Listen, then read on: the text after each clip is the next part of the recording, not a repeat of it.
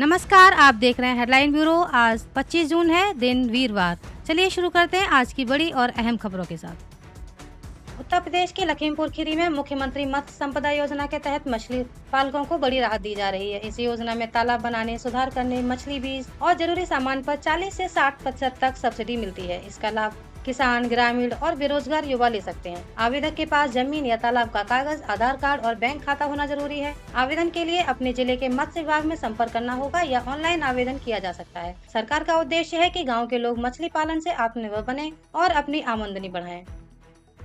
उत्तर प्रदेश लोक सेवा आयोग यूपीपीएससी ने 2026 के लिए बड़ी भर्ती की तैयारी शुरू कर दी है। इसमें करीब 513 पदों पर पॉलिटेक्निक लेक्चरर की भर्ती होगी, जिसमें कंप्यूटर साइंस समेत कई ब्रांच शामिल हैं। चयनित उम्मीदवारों को 56,100 से 1,42,400 तक की सैलरी और सरकारी भत्ते मिलेंगे। आवेदन प्रक्रिया ऑनलाइन होगी और अंतिम तिथि 2 जनवरी 2026 तक तय की गई है। चयन परीक्षा और इंटरव्यू के आधार पर होगा। यह भर्ती तकनीकी क्षेत्र के युवाओं के लिए सुनहरा अवसर माना जा रहा है। बिहार सरकार की बात करते हैं। बिहार सरकार ने 211 नए डिग्री कॉलेजों में शिक्षकों की भर्ती की तैयारी शुरू कर दी है। इन कॉलेजों में नेट, जेआरएफ और पीएचडी योग्य उम्मीदवारों को प्राथमिकता दी जाएगी। करीब हजारों पदों पर असिस्टेंट प्रोफेसर और अन्य शिक्षक पदों की भी भर्ती होगी। चयन प्रक्रिया विश्वविद्यालय सेवा आयोग के जरिए होगी। उम्मीदवारों को नियमों के अनुसार सरकारी वेतन और सुविधाएं मिलेंगी। सरकार का लक्ष्य है कि नए कॉलेजों में पढ़ाई जल्द शुरू हो और उच्च शिक्षा को गाँव-गाँव तक पहुँचाया जाए। खगड़िया में एयरटेल पेमेंट्स बैंक की ओर से रोजगार कैंप आयोजित किया जा रहा है, जिसमें करीब 124 पदों पर भर्ती होगी। यहाँ मुख्य रूप से फील्ड सेल्स, एग्जीक्यूटिव और बिजनेस डेवलपमेंट से जुड़े पदों पर चयन होगा। योग्यता 10वीं, 12वीं या ग्रेजुएशन रखी गई है और उम्र सीमा लगभग 18 से 32 या 35 वर्ष होगी। चयन सीधे इंटरव्यू और डॉक्यूमेंट वेरिफिकेशन से होगा। शुरुआती सैलरी करीब 12,500 से 16,500 रूपए तक प्रतिमाह बताई जा रही है। साथ में इंसेंटिव और पीएफ, ईएसआई जैसे फायदे भी मिलेंगे। उम्मीदवारों को कैंप में सीधे शामिल होना होगा। इलाहाबाद हाई कोर्ट ने केवट और मल्ला समुदायों को अनुसूचित जाति में शामिल करने की मांग वाली याचिका खारिज कर दी है। कोर्ट ने साफ कहा कि संविधान के अनुच्छेद 341 के तहत एससी सूची में किसी भी बदलाव का अधिकार केवल राष्ट्रपति के पास है और वह भी संसद की मंजूरी से ही संभव है। अदालत ने यह भी कहा कि राज्य सरकार या कोर्ट इस सूची में कोई बदलाव नहीं कर सकते। अब बात करते हैं गुजरात की। गुजरात सरकार ने बच्चों की पढ़ाई को आसान बनाने के लिए एक खास पहल शुरू की है। अगरिया समुदाय के बच्चों के लिए स्कूल ऑन व्हील्स यानी चलती फिरती क्लासरूम बसें शुरू की गई हैं। इन बसों में सोलर पावर, स्मार्ट टीवी और डिजिटल पढ़ाई की सुविधा है। इसका फायदा उन बच्चों को मिलेगा जो अपने माता पिता के साथ नमक के खेतों में काम करते हुए दूर दराज इलाकों में रहते हैं। अब उनकी पढ़ाई बीच में नहीं रुकेगी, बल्कि सीधे उनके पास पहुँचेगी। अब आगे चलते हैं दिल्ली की खबर। दिल्ली से अमृतसर जा रही एयर इंडिया की एक फ्लाइट उस समय चर्चा में आ गई जब वह गलती से पाकिस्तान के लाहौर एयर स्पेस में पहुंच गई। रिपोर्ट्स के मुताबिक तकनीकी गड़बड़ी या पायलट की चूक के कारण यह स्थिति बनी। इसे पाकिस्तान के एयर ट्रैफिक अथॉरिटी ने चेतावनी देकर वापस भेजा। विभाग ने दिल्ली से उड़ान भरी थी और इसे अमृतसर लैंड होना था। इस पूरे मामले की जाँच की जा रही है। अब खबर आ रही है ईरान से। ईरान और अमेरिका के बीच तनाव के चलते हॉर्मुज स्ट्रेट में फंसे करीब 11,000 नाविकों को निकालने की तैयारियां शुरू हो गई हैं। अंतर्राष्ट्रीय समुद्री संगठन आईएमओ के मुताबिक इन नाविकों की सुरक्षा वापसी के लिए एक विशेष इवैक्यूएशन प्लान बनाया गया है। लंबे समय से जारी संघर्ष के कारण इस अहम समुद्री रास्ते में जहाज फंस गए थे। अब संयुक्त राष्ट्र और क्षेत्रीय देशों के सहयोग से सुरक्षित मार्ग बनाकर चरणबद्ध तरीके से नाविकों को निकाला जाएगा। अब चलते हैं पश्चिम बंगाल। पश्चिम बंगाल में कथित 2.29 लाख करोड़ रुपए के लापता फंड को लेकर एक बड़ा राजनीतिक विवाद खड़ा हो गया है। रिपोर्ट्स के मुताबिक कैग की ऑडिट रिपोर्ट में सरकारी खर्च से जुड़े उपयोगिता प्रमाण पत्रों में भारी गड़बड़ी और अनियमितताओं का दावा किया गया है। विपक्ष का आरोप है कि यह पूरा मामला ममता बनर्जी सरकार के कार्यकाल में हुए वित्तीय अनियमितताओं की ओर इशारा करता है। पाकिस्तान में राजनीतिक चर्चा तेज हो गई है। पूर्व वित्त मंत्री मिफ्ताह इस्माइल ने दावा किया है कि प्रधानमंत्री शहबाज शरीफ 2026 में अपने पद पर नहीं रहेंगे। उनके इस बयान के बाद देश की राजनीति में एक नए सियासी कयास लगाने शुरू हो गए हैं। हालांकि सरकार की तरफ से पहले भी ऐसे सभी बदलाव और अटकलें भी पूरी तरह खारिज कर दी गई थी।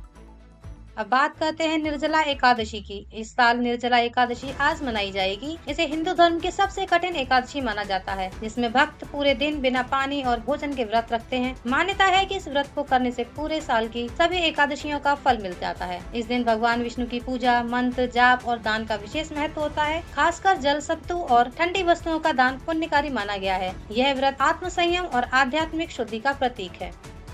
अब चलते हैं अगली खबर पर, जो दिल्ली और गुरुग्राम की है। दिल्ली और गुरुग्राम के बीच सफर जल्द और आसान होने वाला है। यहाँ करीब 7,000 करोड़ रुपए की लागत से एक बड़ा टनल और फ्लाईओवर प्रोजेक्ट बनाया जा रहा है। यह परियोजना द्वारका एक्सप्रेसवे और दिल्ली गुरुग्राम एक्सप्रेसवे को जोड़कर एम्स और IGI एयरपोर्ट तक सिग्नल फ्री ट्रेवल देगी। इसके बनने से जाम की समस्या काफी कम होगी और यात्रा समय भी घटेगा। साथ ही यह पूरा कॉरिडोर स्मार्ट ट्रैफिक सिस्टम से लैस होगा, जिससे लोगों को तेज और सुरक्षित सफर मिलेगा। केंद्रीय मंत्री मनोहर लाल ने दिल्ली के सेंट्रल सेक्रेटेरिएट मेट्रो स्टेशन पर सेंट्रल विस्टा मेट्रो कॉरिडोर के निर्माण कार्य की शुरुआत की है। यह कॉरिडोर RK आश्रम मार्ग से इंद्रप्रस्थ तक जुड़ेगा और केंद्रीय क्षेत्र की कनेक्टिविटी को मजबूत करेगा। प्रोजेक्ट से कर्तव्य पथ और सरकारी दफ्तरों तक पहुंच आसान होगी और रोजाना हजारों यात्रियों को सीधा लाभ मिलेगा। अब अगली खबर हॉकी इंडिया की। हॉकी इंडिया ने 24 सदस्यीय जूनियर महिला टीम की घोषणा की है, जो 5 से 14 जुलाई तक UK दौरे पर जाएगी। इस दौरे में टीम स्कॉटलैंड, अमेरिका, इंग्लैंड और बेल्जियम की अंडर-21 और सीनियर टीमों के खिलाफ कुल 7 मैच खेलेगी। कप्तान खेदेम शिलीमा चानू को बनाया गया है। अब खबर टॉपर की आ रही है। CUET UG 2026 के नतीजों में दिल्ली की देवीना गहलोत ने पूरे देश में टॉप कर AIR1 हासिल किया है। देवीना दिल्ली के पूर्व मंत्री कैलाश गहलोत की बेटी हैं, जिन्होंने परीक्षा में सबसे ज्यादा NTA स्कोर प्राप्त किया और कई विषयों में 100 परसेंटाइल हासिल किया। उनकी सफलता का राज NCERT किताबों पर फोकस और नियमित पढ़ाई बताया जा रहा है। साथ ही उन्होंने पढ़ाई के बीच ब्रेक लेने और स्ट्रेस मैनेजमेंट को भी अहम बताया। इस उपलब्धि से उनके परिवार और शिक्षा जगत में खुशी की लहर दौड़ गई। प्रधानमंत्री नरेंद्र मोदी ने लोकप्रिय वेब सीरीज पंचायत के कलाकारों से मुलाकात की, जिनमें विनोद यानी अशोक पाठक और बनराकस यानी दुर्गेश कुमार शामिल थे। इस मुलाकात का वीडियो सोशल मीडिया पर तेजी से वायरल हो गया है। PM मोदी ने कलाकारों से हल्के फुल्के अंदाज में बातचीत की और शो के डायलॉग्स पर भी चर्चा की। फैंस ने इस वीडियो को खूब पसंद किया और फुलेरा गाँव से जुड़े मीम्स और प्रतिक्रियाएं इंटरनेट पर छा गई है। प्रधानमंत्री नरेंद्र मोदी ने 14 साल के युवा क्रिकेटर वैभव सूर्यवंशी की जमकर तारीफ की। हाल ही में आयरलैंड सीरीज में डेब्यू और शानदार प्रदर्शन के बाद उनकी चर्चा पूरे देश में है। PM मोदी ने कहा कि इतनी कम उम्र में उनका खेल और मेहनत भारत के युवाओं के लिए प्रेरणा है। उन्होंने इसे भारत के जेन जी के लिए सकारात्मक संदेश बताया और कहा कि सही ट्रेनिंग और मेहनत से बड़ी उपलब्धियां हासिल की जा सकती हैं। अब रुक करते हैं अगली खबर पर। TMC नेता अभिषेक बनर्जी को बड़ा झटका लगा है। अदालत ने उनकी विदेश यात्रा की अनुमति देने वाली याचिका को खारिज कर दिया है और तुरंत राहत देने से भी इनकार कर दिया। यह मामला पहले से चल रहे कानूनी प्रतिबंधों से जुड़ा है, जिसमें बिना कोर्ट अनुमति विदेश यात्रा पर रोक है। कोर्ट के इस फैसले के बाद फिलहाल अभिषेक बनर्जी विदेश नहीं जा सकेंगे। यह फैसला उनके लिए राजनीतिक और कानूनी दोनों रूप से अहम माना जा रहा है। अब बात कश्मीर मुद्दे की। भारत ने संयुक्त राष्ट्र के एक मंच पर पाकिस्तान द्वारा कश्मीर मुद्दा उठाने पर कड़ा विरोध जताया। भारत के स्थायी प्रतिनिधि ने कहा कि जम्मू कश्मीर पूरी तरह भारत का आंतरिक मामला है और पाकिस्तान इस मुद्दे का राजनीतिक इस्तेमाल कर रहा है। भारत ने यह भी आरोप लगाया कि पाकिस्तान अंतर्राष्ट्रीय मंचों का गलत उपयोग कर रहा है और गलत जानकारी फैला रहा है। भारत ने साफ किया कि कश्मीर पर उसकी स्थिति पहले की तरह स्पष्ट और स्थिर है। चलिए आप सुनते हैं अगली खबर। तेहरान में स्थित भारतीय दूतावास ने ईरान को लेकर एक नई ट्रैवल एडवाइजरी जारी की है। इसमें भारतीय नागरिकों से अपील की गई कि वे फिलहाल ईरान की गैर जरूरी यात्रा से बचें। दूतावास ने कहा कि सुरक्षा स्थिति में सुधार के संकेत जरूरी हैं, लेकिन अभी भी सतर्कता जरूरी है। ईरान में मौजूद भारतीयों को सावधानी बरतने, स्थानीय हालात पर नजर रखने और दूतावास के निर्देशों का पालन करने की सलाह दी गई है। साथ ही किसी भी आपात स्थिति के लिए हेल्पलाइन और पंजीकरण की सुविधा भी उपलब्ध कराई गई। अमेरिका में ट्रंप के ईरान सैन्य अभियान पर रोक के लिए बिल पास कर दिया गया है। सीनेट का बड़ा फैसला आया है, जिसमें राष्ट्रपति डोनाल्ड ट्रंप के ईरान के खिलाफ सैन्य अभियान को अस्थायी रूप से रोकने की बात कही गई है। इस प्रस्ताव का उद्देश्य किसी भी बड़े सैन्य कदम से पहले कांग्रेस की मंजूरी सुनिश्चित करना है। सीनेट में इस फैसले को लेकर तीखी बहस हुई, लेकिन अंत में बिल को समर्थन मिल गया। अब यह कदम अमेरिका की ईरान नीति और मिडिल ईस्ट की स्थिति पर असर डाल सकता है। अब नजर डालते हैं अगली खबर पर। केंद्रीय विद्यालयों के लिए आयोजित 36वीं राष्ट्रीय युवा संसद प्रतियोगिता के विजेताओं के सम्मान समारोह का आज आयोजन किया जाएगा। इस कार्यक्रम में देश भर से चुने गए प्रतिभागियों को उनके उत्कृष्ट प्रदर्शन के लिए पुरस्कृत किया जाएगा। इस प्रतियोगिता का उद्देश्य छात्रों में लोकतंत्र, संसदीय प्रक्रिया और नेतृत्व कौशल को बढ़ावा देना है। समारोह में शिक्षा मंत्रालय के वरिष्ठ अधिकारी भी शामिल होंगे और विजेताओं को सम्मानित करेंगे। अब नजर डालते हैं मौसम पर। भारतीय मौसम विभाग यानी IMD ने दक्षिण पश्चिम मानसून के आगे बढ़ने का पूर्वानुमान जारी किया है। विभाग के अनुसार आने वाले दिनों में मानसून महाराष्ट्र के कुछ हिस्सों, छत्तीसगढ़ और मध्य प्रदेश तक पहुंच सकता है। इससे इन इलाकों में बारिश की गतिविधियां बढ़ने की संभावना है। मौसम विभाग ने किसानों और आम लोगों को मौसम के बदलाव के अनुसार सतर्क रहने की सलाह दी है। बारिश से तापमान में गिरावट और गर्मी से राहत मिलने की उम्मीद है। सरकार ने एक बार फिर साफ किया है कि देश में चल रहा एथेनॉल ब्लेंडिंग कार्यक्रम पूरी तरह वैज्ञानिक आधार पर लागू किया गया है और इसकी लगातार निगरानी की जा रही है। सरकार के अनुसार पेट्रोल में एथेनॉल मिलाने से प्रदूषण कम करने और ऊर्जा आत्मनिर्भरता बढ़ाने में मदद मिल रही है। साथ ही यह कार्यक्रम किसानों की आय बढ़ाने में भी सहायक साबित हो रहा है। सरकार ने कहा है कि सभी मानकों का सख्ती से पालन किया जा रहा है ताकि ईंधन की गुणवत्ता पर कोई असर न पड़े। अब बात करते हैं लखनऊ की। लखनऊ में हालिया आग हादसे के उत्तर प्रदेश सरकार ने अवैध कोचिंग सेंटर्स के खिलाफ विशेष अभियान शुरू कर दिया है। सरकार ने सभी जिलों में ऐसे संस्थानों की जांच के निर्देश दिए हैं जो सुरक्षा मानकों का पालन नहीं कर रहे हैं। अभियान के तहत फायर सेफ्टी, एग्जिट व्यवस्था और लाइसेंस की जाँच की जाएगी। नियमों का उल्लंघन पाए जाने पर कोचिंग सेंटर्स पर कड़ी कार्रवाई की जाएगी। सरकार का कहना है कि छात्रों की सुरक्षा सर्वोच्च प्राथमिकता है।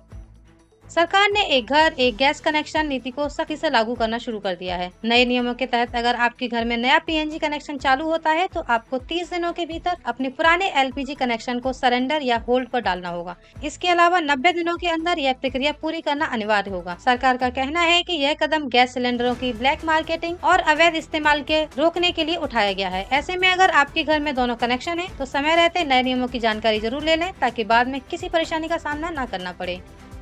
अब बात सर्राफा बाजार की। सर्राफा बाजार में लगातार दूसरे दिन बड़ी गिरावट देखने को मिली है। वैश्विक बाजारों से मिले कमजोर संकेतों और बिकवाली के दबाव के चलते सोने के दाम 2100 से ज्यादा टूट गए हैं। वहीं चांदी की कीमत में भी 3100 से अधिक की गिरावट दर्ज की गई है। ऐसे में निवेशकों और खरीदारों को बड़ी राहत मिली है। चलिए अब नजर डालते हैं संगीत प्रेमियों की खबर पर। सुरों की मल्लिका के नाम से मशहूर अलका याग्निक को देश के प्रतिष्ठित पद्म भूषण सम्मान से सम्मानित किया गया है। राष्ट्रपति द्रौपदी मुर्मू ने यह सम्मान प्रदान किया, जबकि समारोह में प्रधानमंत्री नरेंद्र मोदी और गृह मंत्री अमित शाह भी मौजूद रहे। इस दौरान एक भावुक पल ने सभी का ध्यान खींचा जब अलका याग्निक ने प्रधानमंत्री मोदी के चरण स्पर्श कर उनका आशीर्वाद लिया। अलका याग्निक के साथ अभिनेता ममूटी और आर माधवन को भी पद्म भूषण से सम्मानित किया गया। अब आगे फुटबॉल की दुनिया से एक ऐतिहासिक खबर सामने आई है। पुर्तगाल के कप्तान क्रिस्टियानो रोनाल्डो ने फीफा वर्ल्ड कप 2026 में उज्बेकिस्तान के खिलाफ मुकाबले में गोल दागकर एक नया इतिहास रच दिया है। मैच के 6 मिनट में किए गए इस गोल के साथ रोनाल्डो लगातार 6 फीफा वर्ल्ड कप टूर्नामेंट में गोल करने वाले दुनिया के पहले खिलाड़ी बन गए हैं। 2006 से लेकर 2026 तक हर वर्ल्ड कप में गोल करने का यह अनोखा रिकॉर्ड अब रोनाल्डो के नाम दर्ज हो गया है। अब अगली खबर 8वें वेतन आयोग की। 8वें वेतन आयोग को लेकर चर्चाएं तेज हो गई हैं। माना जा रहा है कि आयोग साल 2027 की पहली छमाही तक अपनी सिफारिशें सरकार को सौंप सकता है। इसी बीच all India defence employees federation ने महंगाई भत्ते यानी डीए और महंगाई राहत डीआर की गणना के मौजूदा फॉर्मूले में बदलाव की मांग उठाई है। कर्मचारी संगठनों का कहना है कि वर्तमान फॉर्मूला बढ़ती महंगाई और जीवन यापन की वास्तविक लागत को सही तरीके से नहीं दर्शाता। ऐसे में अब सभी की नजर 8वें वेतन आयोग की सिफारिशों और सरकार के अगले कदम पर टिकी हुई है। अगर आप अगले 24 घंटे में घर से बाहर निकलने वाले हैं तो यह अपडेट आपके लिए बेहद जरूरी है। मौसम विभाग ने आज के लिए देश के 19 राज्यों में भारी बारिश, तेज आंधी और बिजली गिरने का अलर्ट जारी किया है। कई इलाकों में हवाओं की तेज रफ्तार 90 किलोमीटर प्रति घंटे तक पहुंच सकती है। दिल्ली, उत्तर प्रदेश, बिहार, झारखंड, राजस्थान, हरियाणा, पंजाब, हिमाचल प्रदेश, उत्तराखंड, मध्य प्रदेश, छत्तीसगढ़ और पश्चिम बंगाल समेत कई राज्यों में मौसम अचानक करवट ले सकता है। अब आगे देखिए, लखनऊ अग्निकांड के बाद प्रशासन सख्त नजर आ रहा है। फायर सेफ्टी नियमों की अनदेखी करने वाले कोचिंग संस्थानों पर लगातार कार्रवाई की जा रही है। इसी कड़ी में प्रयागराज में खान सर के कोचिंग सेंटर समेत कई बड़े संस्थानों को सील कर दिया गया। जिला प्रशासन, प्रयागराज विकास प्राधिकरण और अग्निशमन विभाग की संयुक्त टीमों ने अभियान चलाकर नियमों का उल्लंघन करने वाले कोचिंग सेंटरों पर कार्रवाई की। अधिकारियों का कहना है कि छात्रों की सुरक्षा में कोई समझौता नहीं किया जाएगा। लखनऊ में हुए दर्दनाक हादसे के बाद अब प्रदेश भर में कोचिंग संस्थानों की सुरक्षा व्यवस्था की जाँच और तेज कर दी गई है। अब अगर आप ईरान जाने की योजना बना रहे हैं तो यह अपडेट आपके लिए बेहद जरूरी है। तेहरान स्थित भारतीय दूतावास ने नई एडवाइजरी जारी करते हुए भारतीय नागरिकों से ईरान की गैर जरूरी यात्रा से बचने की अपील की है। दूतावास ने कहा है कि वह ईरान की मौजूदा सुरक्षा स्थिति पर लगातार नजर बनाए हुए है और हालात की समीक्षा कर रहा है। भारतीय नागरिकों को सलाह दी गई है कि बेहद जरूरी होने पर ही यात्रा करें और दूतावास द्वारा जारी आधिकारिक अपडेट्स पर नजर बनाए रखें। ब्रिटेन की एक अदालत ने बैंक ऑफ इंडिया के पक्ष में फैसला सुनाते हुए नीरव मोदी को करीब 100 करोड़ रुपए का भुगतान करने का आदेश दिया है। यह मामला नीरव मोदी की कंपनी फायर स्टार डायमंड के लिए दिए गए लोन और उससे जुड़ी पर्सनल गारंटी से संबंधित है। अदालत के इस फैसले को बैंक ऑफ इंडिया के लिए बड़ी कानूनी जीत माना जा रहा है। गौरतलब है कि पंजाब नेशनल बैंक घोटाले के बाद से नीरव मोदी भारत में वांछित हैं और उसके प्रत्यर्पण को लेकर भी कानूनी प्रक्रिया जारी है। अब देखिए, सरकारी अस्पताल में बच्चे का जन्म और तोहफे में सोने की अंगूठी। तमिलनाडु की विजय सरकार एक अनोखी योजना लेकर आई है, जिसकी चर्चा पूरे देश में हो रही है। थाई मामन गोल्ड रिंग स्कीम के तहत सरकारी अस्पतालों में जन्म लेने वाले हर नवजात बच्चे को 1 ग्राम सोने की अंगूठी दी जाएगी। इस योजना का मकसद सरकारी अस्पतालों में प्रसव को बढ़ावा देना और नवजातों के परिवार को प्रोत्साहित करना है। इसके लिए राज्य सरकार ने 755 करोड़ रुपए से ज्यादा के वार्षिक बजट को मंजूरी भी दे दी है। हालांकि योजना का लाभ लेने के लिए कुछ जरूरी शर्तें भी तय की गई हैं, जिनकी जानकारी सरकार जल्द साझा कर सकती है। भारत के लिए एक राहत भरी खबर आई है। पश्चिम एशिया में हालात सामान्य होने के साथ हॉर्मुज से भारत आने वाले 11 जहाज सुरक्षित बाहर निकल चुके हैं। इसकी जानकारी विदेश मंत्रालय ने दी है। विदेश मंत्रालय के प्रवक्ता रणधीर जायसवाल ने बताया कि क्षेत्र में भारतीय जहाजों की आवाजाही पर लगातार नजर रखी जा रही है। हालांकि अभी भी 10 भारतीय पोत वहां मौजूद हैं, जिनकी स्थिति पर सरकार करीबी निगरानी बनाए हुए है। अमेरिका और ईरान के बीच हुए हालिया समझौते के बाद समुद्री व्यापार मार्गों पर गतिविधियां फिर से सामान्य होने लगी हैं, जिससे भारत की ऊर्जा और व्यापारिक आपूर्ति को भी राहत मिलने की उम्मीद है।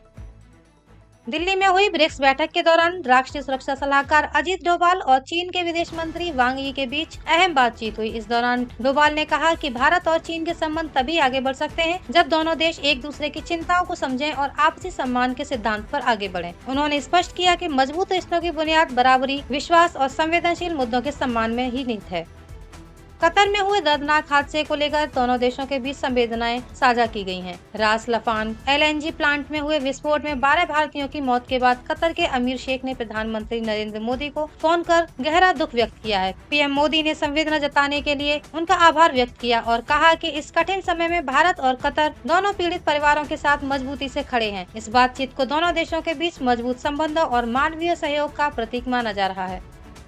पश्चिम बंगाल की राजनीति में सड़कों के नाम को लेकर एक नई बहस शुरू हो गई है। मुख्यमंत्री शुभेंदु अधिकारी ने ऐलान किया है कि राज्य में मुगल, पठान और ब्रिटिश शासन से जुड़े नामों वाली सड़कों की समीक्षा की जा रही है और कई सड़कों के नाम बदले जा सकते हैं। सरकार का कहना है कि सड़कों और सार्वजनिक स्थलों के नाम उन व्यक्तियों के नाम पर होने चाहिए जिन्होंने देश और समाज के लिए सकारात्मक योगदान दिया है। हालांकि इस फैसले को लेकर विपक्ष ने सवाल उठाने शुरू कर दिए हैं। खासकर सोहरावर्दी एवेन्यू का नाम बदलने को लेकर राजनीतिक बयानबाजी तेज हो गई है। मां वैष्णो देवी के दरबार में आस्था का सैलाब लगातार बढ़ता जा रहा है। साल 2026 में 50 लाख से ज्यादा श्रद्धालु माता के दर्शन कर चुके हैं। 22 जून तक 50 लाख से ज्यादा श्रद्धालुओं ने पवित्र गुफा मंदिर में माथा टेका, जो पिछले साल की तुलना में 27% से अधिक वृद्धि दर्शाता है। श्राइन बोर्ड के अनुसार यह आंकड़ा देश भर के श्रद्धालुओं की अटूट आस्था और विश्वास का प्रमाण है। हर दिन बड़ी संख्या में भक्त माता के दरबार पहुँच रहे हैं और यात्रा का सिलसिला लगातार जारी है। मां वैष्णो देवी की यह यात्रा एक बार फिर देश के सबसे बड़े और लोकप्रिय धार्मिक तीर्थों में अपनी मजबूत पहचान दर्ज करा रही है। बिहार के भोजपुर में हुए भरत भूषण तिवारी एनकाउंटर मामले ने नया मोड़ ले लिया है। एनकाउंटर के 7 दिन बाद भरत तिवारी की मां की शिकायत पर SDPO, SHO और अन्य पुलिसकर्मियों के खिलाफ हत्या की FIR दर्ज की गई है। परिजनों का आरोप है कि भरत को घेर कर गोली मारी गई थी। इसी आधार पर पुलिस अधिकारियों और जवानों के खिलाफ मामला दर्ज किया गया है। अमेरिका की राजनीति में एक बड़ा घटनाक्रम देखने को मिला है। अमेरिकी सीनेट ने ईरान के खिलाफ सैन्य कार्रवाई रोकने से जुड़े प्रस्ताव को 50-48 मतों से मंजूरी दे दी है। इस फैसले को राष्ट्रपति डोनाल्ड ट्रंप की सैन्य नीति के लिए बड़ा झटका माना जा रहा है। प्रस्ताव के समर्थन में वोट देने वाले सांसदों का कहना है कि किसी भी बड़े सैन्य कदम से पहले कांग्रेस की भूमिका और मंजूरी जरूरी है। पाकिस्तान अधिकृत कश्मीर यानी POK में हालात को लेकर बहस तेज होती जा रही है। बिजली, महंगाई और बुनियादी सुविधाओं को लेकर लोगों का गुस्सा लगातार बढ़ रहा है। इसी बीच पाकिस्तान के रक्षा मंत्री ख्वाजा आसिफ का एक बयान चर्चा में आ गया है। ख्वाजा आसिफ ने कहा कि रावलाकोट और मीरपुर में रहने वाले लोग असली कश्मीरी नहीं हैं। उनके इस बयान के बाद POK में राजनीतिक विवाद और गहरा गया है। लखनऊ अग्निकांड को लेकर सियासत तेज हो गई है। यूपी के डिप्टी CM ब्रजेश पाठक ने सपा प्रमुख अखिलेश यादव पर निशाना साधते हुए कहा कि इस दुखद हादसे पर राजनीति करना उचित नहीं है। उन्होंने आरोप लगाया कि अलीगंज में हुआ यह अग्निकांड तत्कालीन सपा सरकार के दौरान हुए भ्रष्टाचार, अवैध निर्माण और लापरवाही का परिणाम है। ब्रजेश पाठक ने कहा कि ऐसी घटनाओं पर राजनीतिक लाभ लेने के बजाय पीड़ित परिवारों के प्रति संवेदना और जिम्मेदारी दिखानी चाहिए। BSNL यूजर्स के लिए बड़ी खुशखबरी आई है। सरकारी टेलीकॉम कंपनी BSNL ने अपने करोड़ों ग्राहकों को बड़ा तोहफा देने की तैयारी कर ली है। कंपनी के मुताबिक अगले 6 से 8 महीनों के भीतर सभी 4G टावरों को 5G में अपग्रेड किया जाएगा। इस कदम के बाद BSNL के 9 करोड़ से ज्यादा यूजर्स को पहले से तेज इंटरनेट स्पीड और बेहतर नेटवर्क कनेक्टिविटी का लाभ मिल सकेगा। कंपनी ने इसके लिए तैयारियां शुरू कर दी है। ऐसे में आने वाले महीनों में BSNL यूजर्स को सुपर फास्ट 5G सेवाओं का अनुभव मिल सकता है। दिल्ली वालों के लिए एक और राहत और सुरक्षा से जुड़ी एक अहम खबर आई है। राजधानी में बढ़ते ट्रैफिक और पुराने हो चुके ढांचों को देखते हुए दिल्ली सरकार और पीएमडब्ल्यू ने बड़ा अभियान शुरू किया है। इसके तहत 15 साल से अधिक पुराने 44 फ्लाईओवरों की मरम्मत और स्ट्रक्चर ऑडिट कराया जाएगा। इस परियोजना पर करीब 11 करोड़ रुपए खर्च किए जाएंगे। अधिकारियों का कहना है कि इसका मकसद फ्लाईओवरों की सुरक्षा सुनिश्चित करना और यात्रियों को बेहतर एवं सुरक्षित सफर उपलब्ध कराना है। अब नजर डालते हैं हरियाणा की बड़ी खबर पर। हरियाणा से विकास और तकनीक से जुड़ी बड़ी खबर है। मुख्यमंत्री नायब सिंह सैनी की अध्यक्षता में हुई कैबिनेट बैठक में नई मॉडल ऑनलाइन ट्रांसफर पॉलिसी समेत 14 महत्वपूर्ण फैसलों की मंजूरी सामने आई है। सरकार का कहना है कि इससे प्रशासन और अधिक पारदर्शी और जवाबदेह बनेगा। वहीं हरियाणा और राजस्थान के बीच यमुना जल समझौते को भी अंतिम रूप दे दिया गया है, जिसके तहत अब पाइपलाइन के जरिए पानी पहुंचाया जाएगा। इसके अलावा करनाल का बस्ताड़ा टोल प्लाजा प्रदेश का पहला बैरियर फ्री टोल बन गया है। अब वाहन बिना रुके गुजरेंगे और फास्टैग से टोल अपने आप कट जाएगा। हरियाणा में भ्रष्टाचार के खिलाफ कार्रवाई लगातार जारी है। सोनीपत में एंटी करप्शन ब्यूरो ने तहसील कार्यालय के एक क्लर्क को 30,000 रुपए की रिश्वत लेते हुए रंगे हाथ गिरफ्तार किया गया। बताया जा रहा है कि शिकायत मिलने के बाद एसीबी की टीम ने जाल बिछाया और कार्रवाई करते हुए आरोपी को रिश्वत की रकम के साथ पकड़ लिया। फिलहाल आरोपी से पूछताछ की जा रही है और मामले में आगे की कानूनी कार्रवाई जारी है। लद्दाख पुलिस को नया नेतृत्व मिल गया है। 1999 बैच के वरिष्ठ आईपीएस अधिकारी आनंद जैन ने डीजीपी का पदभार संभाल लिया है। उन्होंने केके शर्मा का स्थान लिया है। आनंद जैन को पुलिसिंग और प्रशासनिक अनुभव का लंबा अनुभव रहा। ऐसे में उनकी नियुक्ति को लद्दाख में कानून व्यवस्था और सुरक्षा व्यवस्था को और मजबूत करने की दिशा में महत्वपूर्ण कदम माना जा रहा है। हिमाचल प्रदेश के किन्नौर से एक हैरान कर देने वाली तस्वीर सामने आई है। राष्ट्रीय राजमार्ग NH5 पर एक भारी भरकम डंपर के पुल पर पहुंचते ही बैली ब्रिज अचानक ढह गया, जिससे डंपर सीधे नीचे जा गिरा। इस पूरी घटना का वीडियो भी सामने आया है, जिसे देखकर लोग हैरान हैं। राहत की बात यह रही कि हादसे के समय पुल पर कोई अन्य वाहन मौजूद नहीं था। अब अगली खबर जम्मू के संदेश की। जम्मू कश्मीर में खीर भवानी मेले के बीच एक अहम संदेश दिया गया है। नेशनल कॉन्फ्रेंस के अध्यक्ष और पूर्व मुख्यमंत्री फारूक अब्दुल्ला ने गंदेरबल स्थित खीर भवानी मंदिर पहुंचकर पूजा अर्चना की। इस दौरान उन्होंने कहा कि कश्मीरी पंडितों को वापस आकर कश्मीर में बसना चाहिए और एक बार फिर कश्मीरियों के साथ मिलकर रहना चाहिए। रूस यूक्रेन संघर्ष के बीच रूस के राष्ट्रपति व्लादिमीर पुतिन ने बड़ा दावा किया है। पुतिन का कहना है कि युद्ध के दौरान रूसी सशस्त्र बलों के हथियारों और सैन्य तकनीक में गुणात्मक सुधार देखने को मिला है। उन्होंने बताया कि पिछले एक वर्ष में 1000 से अधिक हथियारों और सैन्य उपकरणों के नमूनों का वास्तविक युद्ध परिस्थितियों में परीक्षण किया गया। रूस का दावा है कि युद्ध के अनुभव ने उसकी सैन्य क्षमता और रक्षा तकनीक को नई दिशा देने में महत्वपूर्ण भूमिका निभाई है। मुंबई में भारी बारिश का असर अब रेल सेवाओं पर भी देखने को मिल रहा है। मुंबई की ट्रांस हार्बर रेल लाइन पर रेल यातायात पूरी तरह ठप हो गया है। लगातार बारिश के कारण पटरियों के नीचे की मिट्टी बह गई, जिससे ट्रैक का हिस्सा क्षतिग्रस्त हो गया। सुरक्षा को ध्यान में रखते हुए रेलवे ने दोनों दिशाओं में ट्रेनों का संचालन अस्थायी रूप से रोक दिया गया। रेलवे की टीमें मौके पर मरम्मत कार्य में जुटी हुई हैं। पश्चिम बंगाल में सरकारी कर्मचारियों के बीच जश्न का माहौल है। राज्य सरकार द्वारा महंगाई भत्ता यानी डीए को केंद्र सरकार के बराबर करने की घोषणा के बाद कर्मचारी खुशी से झूम उठे हैं। कई जगहों पर कर्मचारी नाचते और जश्न मनाते नजर आए। कर्मचारियों का कहना है कि लंबे समय से इस फैसले का इंतजार था और ऐसा लाभ पहले कभी नहीं मिला। इस दौरान कई कर्मचारियों ने मुख्यमंत्री शुवेंदु अधिकारी का आभार भी व्यक्त किया। भारतीय क्रिकेट के लिए गर्व का पल है। दिग्गज बल्लेबाज और भारतीय टीम के पूर्व कप्तान रोहित शर्मा को देश के प्रतिष्ठित पद्मश्री सम्मान से सम्मानित किया गया है। राष्ट्रपति द्रौपदी मुर्मू ने उन्हें भारतीय क्रिकेट में उनको शानदार योगदान के लिए यह सम्मान प्रदान किया। रोहित शर्मा ने अपने कैरियर में कई ऐतिहासिक रिकॉर्ड बनाए हैं और भारतीय क्रिकेट को नई ऊंचाइयों तक पहुँचाने में अहम भूमिका निभाई है। दिल्ली में उस वक्त अफरा तफरी मच गई जब उद्योग भवन इलाके के पास झुग्गियों में आग लग गई। आग की सूचना मिलते ही फायर ब्रिगेड की 20 गाड़ियां मौके पर पहुंच गईं और आग पर काबू पाने का प्रयास लगातार रहा। अभी तक किसी की हताहत होने की आधिकारिक जानकारी नहीं मिली है। आग लगने के कारणों का भी पता लगाया जा रहा है।